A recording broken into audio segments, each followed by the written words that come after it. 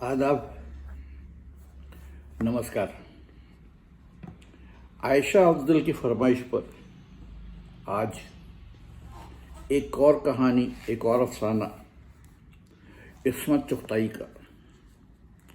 अफसाने का उन्वान है सफ़र में। सुनिए। काश काश ये रेलें ज़रा कम हिला करें। घड़ फटफट झड़झड़ मालूम होता है कि पहिए अब निकले और अब निकले। रेल में बैठकर इंसान किन किन अजीब व गरीब जावियों से हिलता है, आड़ा तिरछा, फिर गोल गोल चक्करों की सूरत में, और फिर शुमाल से जुनूब की तरफ, और कंधे मशरिक और मगरिब की सिमतों में जुम्बिश करते हैं, और लटकी हुई टांगें मुसल्लस बनाना शुरू कर देती हैं। पानी का गिलास कई दफ़ा निशाना बांधने के बावजूद भी कभी कभी थोड़ी और कभी नाक से टकराकर पानी छलका देता है। इसे छकड़े हजार दर्जे भले हैं। जब हिलते हिलते इंसान थक जाए तो ठहरा तो जा सकता है, मगर यहाँ रेल में तो बस हिलो हिलो और पागल हो जाओ। सामने बैठा हुआ इंसान हिलने के साथ साथ फिसलने भी लगा है। उसकी टांग जो पहले ही रान तक खुली हुई थी और भी आगे खुलने लगी।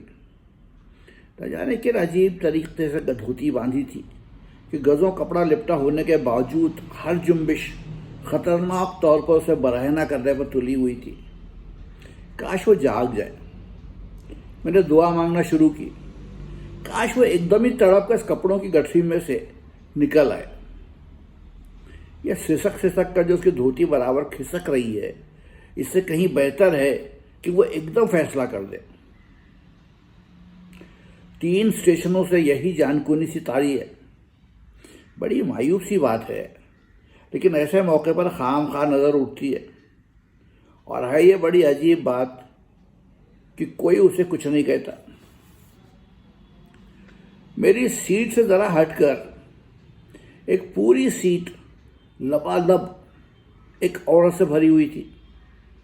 पहाड़ की पहाड़ औरत न जाने कैसे एक बच्चे को दूध पिला रही थी। सारी रात बच्चा दूध पीता रहा और वो बिल्कुल गाफिल सोती रही। जब कोई स्टेशन आ जाता तो बच्चा कूं कूं करके चपड़ चपड़ मुंह मारने लगता। औरत का पीला पीला जिस्म हर जुम्बिश पर मुख्तलिफ सिमतों में हिल रहा था। बच्चा पेट पर छिपकली की तरह चिपका हुआ बराबर दूध पीता रहा, और ना जाने उसे अभी कितना और पीना था। औंधा होने की वजह से उसकी नाक पिचकी जाती थी, जिसमें से गलाजत के बुलबुले निकल कर हवा में फूट रहे थे। काश बच्चा जरा दूध कम पीता और वो नंगी टांगों वाला मुसाफिर धोती संभाल लेता तो मेरा सफ़र इतना तल्ख ना होता। रेल के झटकों ने नए ज़ाविये इख्तियार कर लिए थे और जिस्म को ज़रा मुख्तलिफ अतराफ में हिलने में निस्बतन सुकून मिल रहा था। जब तक रेल चलती रहती है, डब्बे की बदबू ज़रा दबी रहती है। रेल रुकते ही पसीना और मैले कपड़े के भपके उठने लगते हैं। बाहर चंद बेफिक्र नौजवानों ने टहलना शुरू किया। काश कोई हमारे नौजवानों को आवारगी सिखाता। जी हाँ, आवारगी भी एक हुनर है। मुझे याद है कि चौराहे पर से गुजरते वक्त एक अंग्रेज सिपाही खड़ा रहता था। बड़ी शर्म की बात है। फिर वो कुछ मजे से ट्वी करके सीटी बजाता था कि लुत्फ आ जाता था, और उसकी करंजी आंख शरारत से झपकती तो हम लोग बेख्तियार मुस्कुरा देते थे। जरा गौर कीजिए, बच्चा मुसाफिर जिसकी धोती नई करवट लेने के बाद और भी खतरनाक हो चली थी, रेल के हिचकोले और फिर गलतफहमी का शिकार 20वीं सदी के नौजवानों की बदमज़ाकी। जी चाहा उनमें से को बुलाकर कहूँ, भाई یہ شعر جو بھائی، یہ شعر جو تو گنگنا رہا ہے بہت پرانا ہے. شعلۂ طور میں سے کوئی جلتا ہوا شعر پکڑا، اور تیرے بالوں میں جو آنولے کا تیل ہے 8 درجن سروں کے لیے کافی ہوتا ہے، اور تیری بائیں مونچھ دائیں مونچھ سے ذرا اونچی کٹی ہے، ابھر ابھر کر تیرے ذوق کی داد دے رہی ہے. اور پان اتنا مت چبا، تیری کچلیاں بہت نمایاں ہیں. پان پیک میں لتھڑ کر بہت بھیانک ہو رہی ہیں. اور تو اتنی ڈھیلی دھوتی مت پہن، اور کرتا بھی بہت بڑا ہے. یہ جو تو نے سنیما میں اشوک کمار وغیرہ کو بے گریبان کے بڑے بڑے تھیلے پہنے دیکھا ہے، وہ تیرے ٹھنگنے سے قد پر اچھے نہیں لگتے. اور مگر وہ ایک نئی بیاہی دلہن کو ڈبے میں سے جھانکتے دیکھ کر عجیب بھیانک حرکتیں کرنے میں مشغول. بھلا میری کیوں سنے گا؟ میری آنکھیں جی چاہا مٹی بھر کے ریت اٹھا کر جھونک لوں. ریل کا کوئلہ جانے کتنا گھس گیا. میرا جی بری طرح متلا رہا تھا. معلوم ہو رہا تھا کہ وہ سارا دودھ جو بچہ پی رہا ہے اور پی چکا ہے میرے اسی حلق سے گزر رہا تھا. اور منہ کا مزہ بدلنے کے لیے میں نے ڈلیا میں سے تنکے توڑ کر چبانا شروع کر دیا. 2 کولی ہنسی مذاق میں باہم گتھم گتھا عجیب و غریب گالیاں دے رہے تھے. میں نے سوچنا شروع کیا کہ دوسری قوموں کی گالیاں بھولی اور غیر دلچسپ ہوتی ہیں. ہندوستانی دماغ کم از کم گالیوں کے ایجاد میں تو سب قوموں سے آگے ہے. جس نقطے پر ہمارے یہاں گالیوں میں زیادہ زور دیا جاتا ہے اس کا اور لوگوں کو گمان ہی نہیں. ہزاروں آرٹ تو دنیا میں لاپرواہی کا شکار ہو جاتے ہیں، اور ہمارے ہندوستانیوں کے آرٹ کو تباہی کر ڈالا ہے. انگوٹھے کاٹ لیے گئے کپڑے بننے والوں کے. آپ اس بچے کو لیجئے اور اس کی ماں کو جو 18 گھنٹے سے دودھ پی رہا ہے، فی گھنٹہ حساب لگائیے تو کتنا پی چکا ہے. اور وہ ماں اگر کسی تہذیب یافتہ ملک میں ہوتی تو نہ جانے کتنے تمغے اور میڈل مل چکے ہوتے.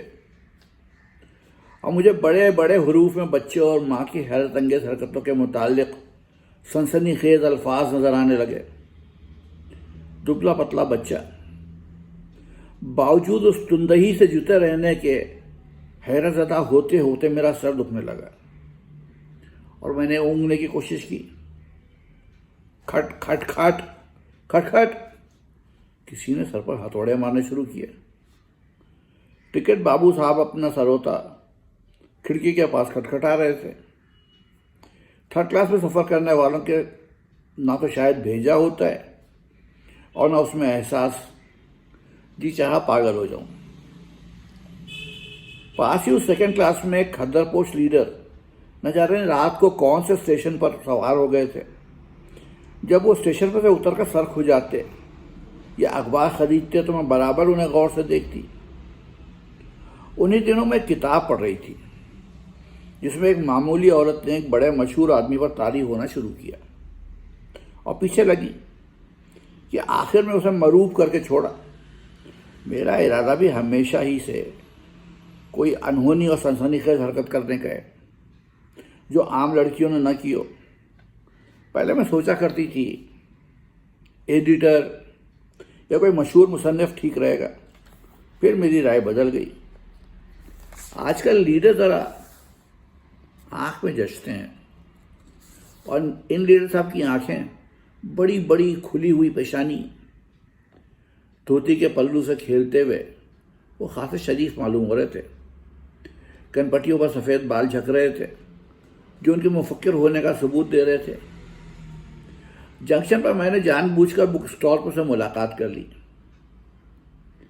ہماری استریاں ہی ہمیں آزاد کر سکتی ہیں، انہوں نے میری ساڑی کے موٹے کھدر سے مروب ہو کر کہا. دل میں تو مجھے شرم آئی کہ ساڑی لیتے وقت میں نے ملکی بہتری سے زیادہ اسٹائل پر توجہ دی تھی، مگر انہیں کیا معلوم۔ میں نے جلدی جلدی ان سے نصیحتیں لینا شروع کی، صاحب عورتوں کی مدد کے بغیر ہندوستان آزاد نہیں ہو سکتا۔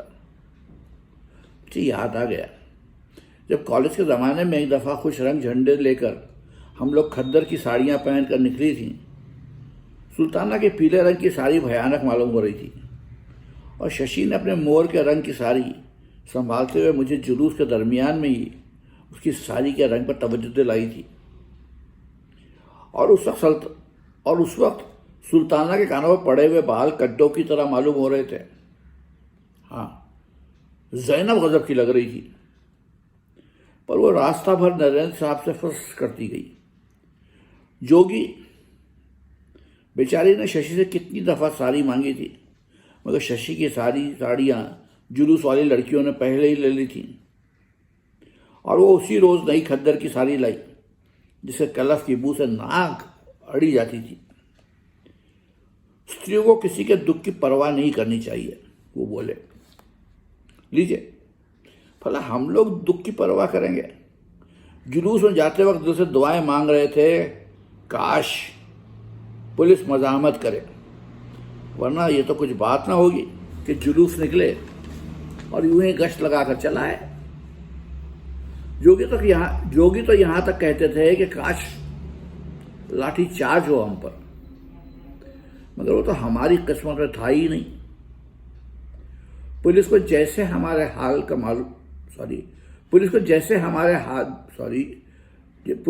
ہمارے دل کا حال معلوم ہو گیا تھا، جلوس پھسپھسا ہی رہتا۔ اگر ایک جھگڑا نہ اٹھ کھڑا ہوتا، وہ کچھ بندے ماترم اور ہندوستان ہمارا پر ساکشی ہوئی۔ ششی کو کھانسی آ گئی اور یہ جھگڑا یوں ہی دب گیا۔ جس بات میں عورتیں حصہ نہ لیں تو جانو گاڑی کا ایک پہیہ نہیں۔ مجھے یاد آیا کہ بہت دن ہوئے میں نے ایک فلم دیکھا تھا، اس میں سوائے ایک بوڑھی ہوٹل والی کے اور کوئی عورت نہ تھی۔ اس قدر غیر دلچسپ فلم تو میں نے ساری عمر میں نہیں دیکھا۔ ہم سارا وقت اسی انتظار میں رہے کہ اب کوئی عورت آئے اور اصل تماشا شروع ہو، اور سچ کہتی ہوں کہ ایک پہیے کی گاڑی تو پھر بھی چلی جائے، وہ فلم ذرا بھی نہ چلا۔ اور پھر مجھے ایک دم خیال آیا کہ ہم لوگ زندگی کو گاڑی سے کیوں تشبیہ دیتے ہیں، چکی سے کیوں نہیں دیتے، یا چمٹے سے کیوں نہیں؟ یہ خیال بڑا بے تکا پر آ گیا دل میں۔ اگر لیڈر صاحب کو میرے دل کی باتیں معلوم ہو جائیں تو بس نہ جانے کیا کرتے۔ وہ کتنی دیر تک ایک کڑمخ سے سر مارتے رہے جس کے خیالات کا سر نہ پیر۔ مگر اس میں میرا کیا قصور کہ ایک بات پر مجھے ہزاروں الٹی سیدھی باتیں یاد آ جاتی ہیں۔ پھر کچھ موجودہ نظام تعلیم کا ذکر ہونے لگا، 2-3 اور آ کر سننے لگے۔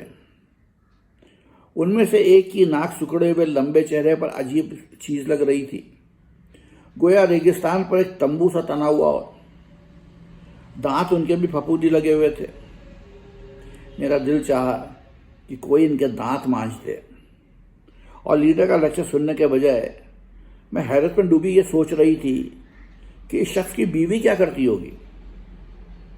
کاش کوئی ان کے دانت مانجھ دیتا، اور میرا دل گھبرانے لگا۔ جی چاہا کسی نہایت ہی خوبصورت آدمی کو دیکھوں جس کے دانت پھپھوندی چڑھے ہوئے نہ ہوں، اور جس کی ٹانگ دھوتی میں سے رات تک نہ کھلتی ہو، اور جس کے کپڑوں میں سے ہلکی ہلکی خوشبو آ رہی ہو، اور اس کے سینے پر سر رکھ کر اتنا روؤں کہ سارا کوئلہ جو راستے بھر میں میری آنکھوں میں جھونکا گیا تھا دھل جائے، اور بچے کے قصور سے جو میرا جی متلایا تھا، اور وہ 3 آوارہ مزاج بننے کی کوشش کرتے ہوئے نوجوان، قلی اور ان کی گالیاں، ریل کے ہچکولے، یہ دنیا ساکت ہو جائے اور